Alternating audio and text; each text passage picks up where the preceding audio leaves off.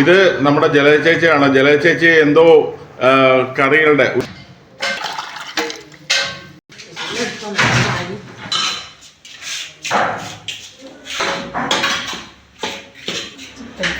ഇത് ഇവിടുത്തെ ചിക്കൻ പെരട്ടല്ലേ? സ്പെഷ്യലാണ്.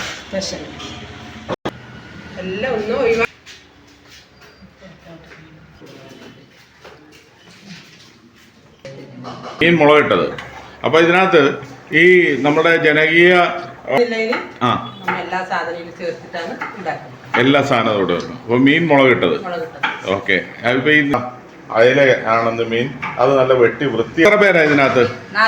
4 പേര് കൂടി ചേർന്നാണ് ഇതിന്. രാവിലെ എത്ര മണിക്ക് വരും നിങ്ങൾ? 8 മണിയാകുമ്പോൾ. നമസ്കാരം, നാടൻ സോളിലേക്ക് സ്വാഗതം. ആണ്ടാങ്കോവിലെ വളരെ വ്യത്യസ്തമായ ജനകീയ ഹോട്ടലിലേക്ക് ഒരു എത്തിനോട്ടം. ചേച്ചിയുടെ പേരെങ്ങനെയാ? എന്റെ പേര് സിന്ധു. അപ്പൊ നിങ്ങൾ എത്ര പേരാ ഇതിനകത്ത്? 4 പേര് കൂടി ചേർന്നാണ് ഇതിന്. രാവിലെ എത്ര മണിക്ക് വരും നിങ്ങൾ? 8 മണിയാകുമ്പോൾ. 8 മണിയാകുമ്പോൾ എത്തും. 8 മണി തൊട്ട് വൈകുന്നേരം 4 മണി 4:30 ആകുമ്പോൾ. ഊണും അതുപോലെ തന്നെ രാവിലത്തെ കാപ്പിയൊക്കെ എപ്പോഴാണ് ശരിയാവും? 10 മണിയാകുമ്പോഴേക്ക് ശരിയാവും. 10 മണിയാകുമ്പോൾ ശരിയാവും അല്ലേ? ചേച്ചിയുടെ പേര്? ലത. ചേച്ചിയുടെ? ശോഭ. അപ്പൊ വീട്ടിലെ പരിപാടികളൊക്കെ കഴിഞ്ഞിട്ടാണോ ഇങ്ങോട്ട് വരിക? എല്ലാം. അപ്പൊ വീട്ടിലെ രാവിലത്തെ ഭക്ഷണവും ഉച്ചക്കലത്തെ ഭക്ഷണമൊക്കെ വച്ച് കഴിഞ്ഞിട്ടാണ് ഇവിടെ വന്നിട്ടാണ് ജനങ്ങൾക്ക് വേണ്ടിയിട്ട് ഇത്രയുള്ളൊരു വളരെ മനോഹരമായിട്ട് ഭക്ഷണം, അതായത് സന്തോഷത്തോടുകൂടി, മാനസിക സന്തോഷം. നമ്മൾ ചെയ്യുന്ന ജോലിയിൽ എപ്പോഴും ആ ഒരു സന്തോഷമാണ് ഏറ്റവും നല്ലത്. ഇതാ നോക്കൂ, ഇന്നത്തെ വിഭവങ്ങൾ എന്തൊക്കെയാണ്? വറവെന്ന് പറയുമ്പോ തോരൻ. തോരൻ. കായ്ത്തോരൻ. പിന്നെ ഇവിടുത്തെ പ്രത്യേകതയായിട്ടുള്ളത് ഈ കായും അതുപോലെ തന്നെ ഒരു കൂട്ടുകറി പോലത്തെ ഒരു, അതൊക്കെ ഇടയ്ക്കിടയ്ക്ക് മാറിക്കൊണ്ടിരിക്കും. പക്ഷേ ഈ വർദ്ധിച്ചു വരുന്ന ഈ ഹോട്ടൽ ബില്ലുകൾ എന്ന് പറയുന്നത് ഇപ്പോൾ ഒരു സാധാരണക്കാരെ സംബന്ധിച്ചിടത്തോളം വളരെ ബുദ്ധിമുട്ടാണ് ജീവിച്ചു പോകാനായിട്ട്. പക്ഷെ അപ്പോൾ ഇത്രയും രുചിയോടുകൂടി ഇത്തരം ഭക്ഷണങ്ങൾ കൊടുക്കുമ്പോൾ തീർച്ചയായിട്ടും ഉച്ചയ്ക്ക് ഇവിടെ കാണുന്ന തിരക്ക് അഭൂതപൂർവമായിട്ടുള്ള തിരക്കാണ്. എല്ലാവരും കഴിച്ചവർ വന്നിട്ട് എന്തൊക്കെയാണ് പറയണം? നല്ല അഭിപ്രായമാണ്. കുട്ടികൾക്കും അതൊരു ആശ്വാസമാണ്. കുട്ടികളും ധാരാളം കുട്ടികൾ ഇവിടെ വരുന്നത് ഞാൻ ശ്രദ്ധിച്ചിട്ടുണ്ട്.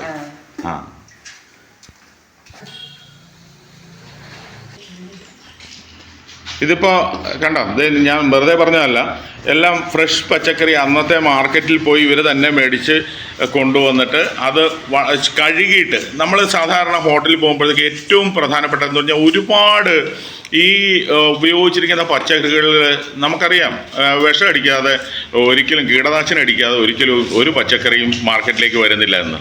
പക്ഷേ അത് കഴുകുന്നുണ്ടോ ഇല്ലയോ എന്നുള്ളത് നമുക്ക് ഉറപ്പ് വരുത്താൻ പറ്റിയില്ല. ഇതിപ്പോൾ ഞാൻ വളരെ അൺഎക്സ്പെക്റ്റഡ് ആയിട്ടാണ് വന്നത്. പക്ഷേ ഇവിടെ വന്നപ്പോഴത്തേക്ക് എല്ലാം കഴുകി തന്നെയാണ് ഇവർ ഇതെടുക്കുന്നത്. അതുപോലെ തന്നെ നോക്കി, ഇതുപോലും കറിവേപ്പില പോലും നന്നായിട്ട് കഴുകിയാണ് ഇവിടെ ഉപയോഗിക്കുന്നത്. അത് കാരണം ആഹാരത്തിൻ്റെ ആ ഒരു ശുദ്ധതയിൽ നമ്മൾ സംശയിക്കേണ്ട ഒരു കാര്യവുമില്ല. പിന്നെ ഇവിടുത്തെ ഒരു പ്രധാനപ്പെട്ട വിഭവം എന്ന് പറഞ്ഞിട്ടുണ്ടെങ്കിൽ ഈ പറഞ്ഞ കൂട്ടുകറിയിൽ കായ ചേർത്ത കറികൾ എല്ലാം ഉണ്ട്.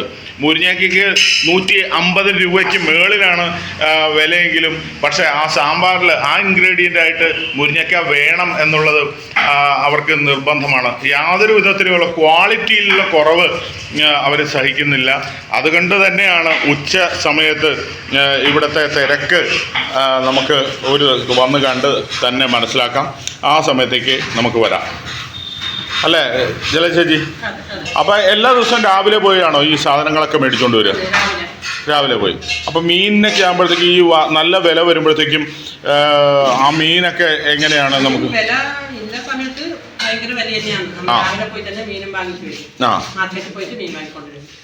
മാർക്കറ്റിൽ പോയിട്ട്. അപ്പം അത് വളരെ തുച്ഛമായ ലാഭത്തിനാണ്. അപ്പോൾ ഒരു മീൻ വറുത്തതിന് എത്ര രൂപയാണ് സാധാരണ? അത് നമുക്ക് പൈസ കുറച്ച് കുറഞ്ഞു കിട്ടിയില്ലെങ്കിൽ നമ്മൾ കുറയ്ക്കും. എന്നാലും നമുക്ക് അതിന് വലിയ മെച്ചൊന്നുമില്ല. ഇല്ല. ഉച്ച സമയത്ത് മീൻ വേണമെന്ന് ഇല്ലവരെന്നെ ഉണ്ട്. അന്നേരം നമ്മൾ എന്തായാലും ആക്കും. ചിക്കനും ഉണ്ട്. അപ്പോ ഇതൊക്കെ അല്ല, ഇതൊക്കെ ചിക്കനും ഒക്കെ നമ്മൾ വന്ന് നമ്മൾ ചെന്ന് മേടിക്കുക. അതെ, നമ്മൾ മേടിക്കല്ലേ. നല്ല സാധനം നമ്മൾ മേടിക്കും. അതെ, റോ മെറ്റീരിയലിൻ്റെ ലഭ്യതയാണല്ലോ, അതിൻ്റെ ശുദ്ധതയാണല്ലോ നമ്മുടെ കറികൾക്കുള്ള ആ പ്രോഡക്റ്റിൻ്റെ ഗുണം എന്ന് പറയുന്നത് അത് തന്നെയാണ്. അപ്പോൾ കുട്ടികളൊക്കെ വന്നിട്ട് എന്താ പറയുക, ഈ ചോറ് ഒക്കെ കഴിച്ച് കഴിഞ്ഞപ്പോഴത്തേക്ക് അവർക്ക് വളരെ ഇപ്പം ഒരു ഊണിന് എത്ര രൂപയാണ് ശരിക്കും? 30 രൂപയേ ഉള്ളൂ. ആ, 35. ആ ആ, അതെ അതെ. ഓടും. ഇപ്പം സ്പെഷ്യൽ ആകുമ്പോഴത്തേക്കും സ്പെഷ്യല് 60. അത് ഈ അയലയ്ക്ക് അരയ്ക്കണതും ഒക്കെ ബാക്കിയുള്ള ഹോട്ടലുകൾക്കൊക്കെ പോലെ പുരട്ടാനൊക്കെയുള്ള മാരിനേറ്റ് ചെയ്യാനുള്ളതൊക്കെ അതേ.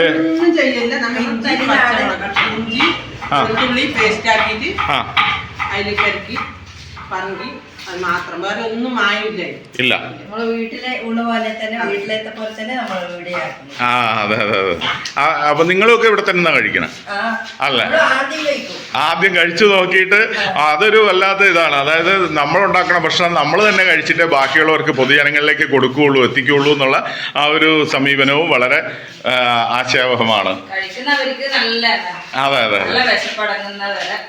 അപ്പൊ രാവിലെ നിങ്ങൾക്ക് വന്നു കഴിഞ്ഞിട്ടുണ്ടെങ്കിൽ എത്ര മണിയാകുമ്പോ എത്തും ഇവിടെ? 8 മണി. അത് കഴിഞ്ഞാൽ എത്ര മണി വരെ കൃത്യമായി ഊണ് എത്ര മണിയാകുമ്പോഴത്തേക്കും വന്നോ? അല്ല, ആകണത്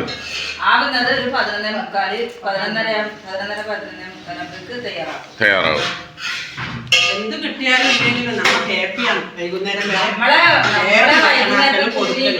വൈകുന്നേരം കിട്ടല് കുറവാണ്. എന്നാലും നമുക്ക് ജീവിച്ചു പോകാനുള്ളത് നമുക്ക് നടത്തുന്നു. അതെ അതെ. എല്ലാവരും ഞാൻ പലപ്പോഴും ശ്രദ്ധിച്ചിട്ടുണ്ട്, ഞാൻ പല പ്രാവശ്യം വന്നപ്പോഴും നിങ്ങൾ ഈ ഒരു പ്രത്യേക യൂണിഫോം എല്ലാവരും അത് ധരിച്ച് തന്നെ അത് ചിട്ടപ്പടി ചെയ്യുക എന്നുള്ളത് വളരെ ഇത്. അപ്പം ഞാൻ ഊണ് കഴിക്കുന്ന സമയത്ത് വന്ന് നമുക്ക് ഊണും കൂടെ കണ്ടിട്ട് ആ തിരക്ക് കൂടെ കണ്ടിട്ട് നമുക്ക് ഈ പറഞ്ഞതൊക്കെ സത്യമാണോ അല്ലയോ എന്നുള്ളത് നമുക്ക് നോക്കാം. ഇത് കണ്ടോ, സ്വാഭാവികമായിട്ടുള്ള ആ വിറകടുപ്പിൽ തന്നെയാണ് ഇവർ ഒരു ദിവസത്തേക്കുള്ള ഭക്ഷണമൊക്കെ വയ്ക്കുന്നത്. അപ്പോൾ വിറകടുപ്പിൽ ഇപ്പം ഇതിവിടെ പരിപ്പിട്ടിരിക്കുകയെന്ന് തോന്നുന്നു സാമ്പാറിനുള്ളത്. അപ്പോൾ ഇത് രണ്ടും ഇവിടെ വിറകടുപ്പിൽ തന്നെയാണ് ഇവർ പാചകം ചെയ്യുന്നത്. അപ്പോൾ എത്ര ബുദ്ധിമുട്ടുകൾ സഹിച്ചാണ് ആ ഒരു ഇതിലേക്ക് പോകുന്നത്. അപ്പോൾ ജനകീയ ഹോട്ടൽ എല്ലാം തന്നെ ഇത്തരത്തിലാണെന്ന് ഞാൻ അവകാശപ്പെടുന്നില്ല. പക്ഷേ ഇത് നമ്മുടെ ജലജ ചേച്ചിയാണ്. ജലജ ചേച്ചി എന്തോ കറികളുടെ ഉച്ചക്കലത്തേക്കുള്ള കറികളുടെ നിർമ്മാണ പ്രവർത്തനത്തിലാണ്. ഇത് എന്താ ജലജ ചേച്ചി? മീൻ മുളകിട്ടത്. അപ്പോൾ ഇതിനകത്ത് ഈ നമ്മുടെ ജനകീയ ഹോട്ടൽ എന്ന് പറയുമ്പോൾ തീർച്ചയായിട്ടും നിങ്ങൾക്ക് കിട്ടുന്ന ഗ്രാൻഡും അതിനനുസരിച്ചുള്ള ആ ഒരു ഇതിലല്ല നിങ്ങൾ വർക്ക് ചെയ്യുന്നത്. അപ്പോൾ ഇത് ശരിക്കും ലാഭത്തിലല്ല നഷ്ടത്തിലും അല്ലാത്ത രീതിയിലാണ് നിങ്ങൾ കൊണ്ടുപോകുന്നത് അല്ലേ? തീർച്ചയായിട്ടും. അപ്പോൾ ഇതിനകത്ത് ഇത്രയും നല്ല സ്വാദിഷ്ടമായി എല്ലാ ഇൻഗ്രീഡിയൻസും ഉറപ്പുവരുത്തി കൊണ്ടുപോകുമ്പോൾ അതിനകത്ത് ഈ ലാഭത്തിൻ്റെ അളവ് കുറയില്ലേ? ലാഭത്തിന്റെ അളവ് കുറവ് തന്നെയാണ്. പക്ഷെ എന്നാലും നല്ല ഭക്ഷണം കൊടുക്കണമെന്നില്ലെങ്കിൽ എല്ലാ സാധനവും ചേർത്തിട്ടാണ് ഉണ്ടാക്കുന്നത്. എല്ലാ സാധനവും ഇവിടെ. അപ്പോൾ മീൻ മുളകിട്ടത്. ഓക്കെ. ഇപ്പൊ ഇന്ന് ഏത് മീനാണത്? അയല. അപ്പൊ രാവിലത്തെ ബ്രേക്ക്ഫാസ്റ്റ് തൊട്ട് ഉണ്ട്. എത്ര മണി തൊട്ടുണ്ടാവും? 8 മണിക്ക് ഓപ്പൺ ആക്കും. 8 മണിക്ക് ഓപ്പൺ ആക്കും. എന്നാ ഇത് തുടങ്ങിയത്? ഈ 2019 ഒക്ടോബറിലാണ്. അപ്പൊ അതേ നോക്ക്, ഇൻഗ്രീഡിയൻസിനായിട്ടുള്ള സാമ്പാർ. ഇവിടുത്തെ സാമ്പാറിന്റെ പ്രത്യേകത എന്ന് പറഞ്ഞാൽ വറുത്തരച്ച സാമ്പാറാണ്. അപ്പോൾ ഉള്ളിയും തേങ്ങയൊക്കെ വറുത്തരയ്ക്കാനായിട്ടുള്ള പരിപാടിയിലാണ്. ഇത് രാവിലത്തെ ഒരു രീതിയിലാണ്. അതാ അയല ആണെന്ന് മീൻ, അത് നല്ല വെട്ടി വൃത്തിയാക്കി വച്ചിരിക്കുകയാണ്. നമുക്ക് ഇപ്പോൾ ബാക്കിയുള്ള ഹോട്ടലുകളോ അല്ലെങ്കിൽ തട്ടുകടകളോ നമുക്ക് വിശ്വസിച്ച് പോകാൻ ഒരു പേടി തോന്നുന്ന ഒരു സമയമാണിപ്പോൾ. എന്താ കാരണം എന്ന് പറഞ്ഞാൽ ഇതെങ്ങനെയാണ് വയ്ക്കുന്നത്? ഇത് പാത്രം വൃത്തിയുണ്ടോ, അല്ലെങ്കിൽ ഉപയോഗിക്കുന്ന ഇൻഗ്രീഡിയൻസ് ലാഭത്തെ മാത്രം കണ്ടുകൊണ്ട് വയ്ക്കുന്നതാണോ? അങ്ങനെയൊക്കെയുള്ള പല ഭീഷണികളും നിലനിൽക്കുന്ന ഈ കാലത്താണ് വളരെ സുതാര്യമായി എല്ലാ ഇൻഗ്രീഡിയൻസിൻ്റെയും ശുദ്ധത ഉറപ്പുവരുത്തിക്കൊണ്ട് ഇവർ ജോലിയിൽ വ്യാപൃതരാകുന്നത്. രാവിലെ എത്ര മണിക്കാണ് ഇത് തുടങ്ങുക? 8 മണി.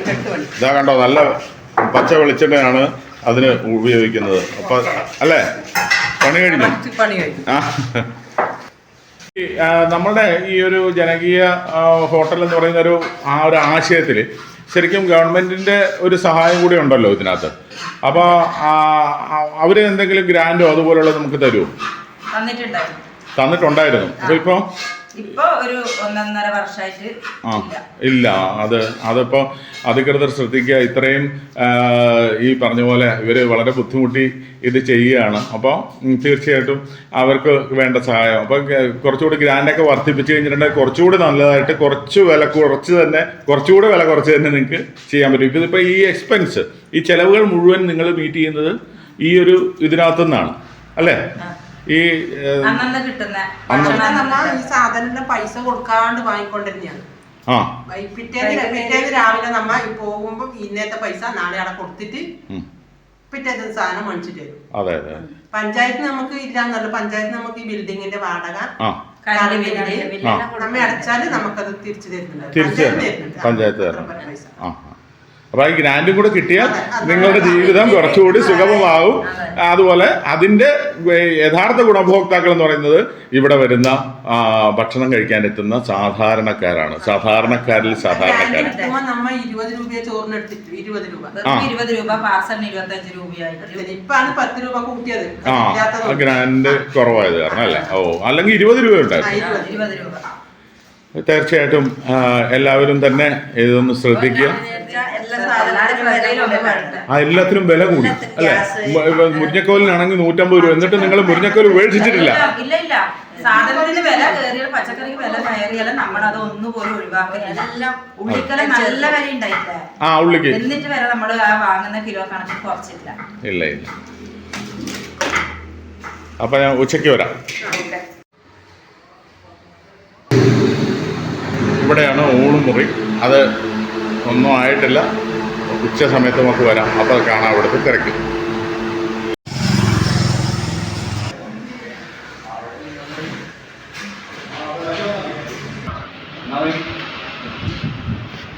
ഇത് എന്തൊക്കെയാണ് വിഭവങ്ങൾ? പറ.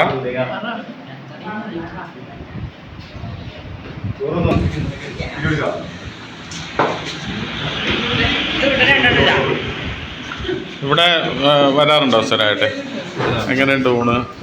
ആണല്ലേ.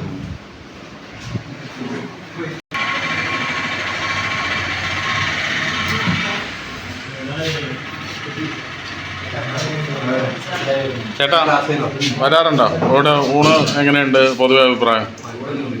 കുഴപ്പമില്ല. എല്ലാവരും വരാറുണ്ടല്ലേ? അപ്പോൾ ഇന്ന് സ്പെഷ്യലായിട്ട് അയലയാണ്.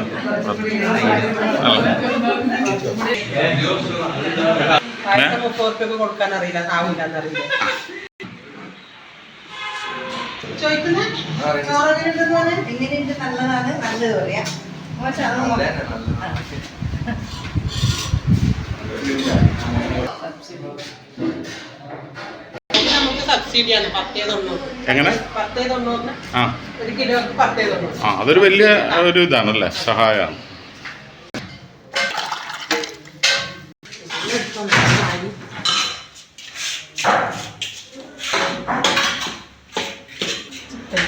ഇത് ഇവിടുത്തെ ചിക്കൻ പെരട്ടല്ലേ? സ്പെഷ്യലാണ്. എല്ലാം ഒന്നും ഒഴിവാക്കി. ഇവിടെ വന്ന് കണ്ടതിൽ ഈ പയ്യന്നൂർ ഭാഗത്തൂടെ പോകുമ്പോൾ തീർച്ചയായിട്ടും നിങ്ങൾക്ക് വിശ്വസിച്ച് കഴിക്കാൻ പറ്റുന്ന രുചിയുള്ള, ഞാൻ 1, 2, 3 വട്ടം, 3 വട്ടം കഴിച്ച് നോക്കിയതിന് ശേഷം മാത്രമാണ് ഇവരുടെ ഈ വീഡിയോ എടുക്കുന്നത്.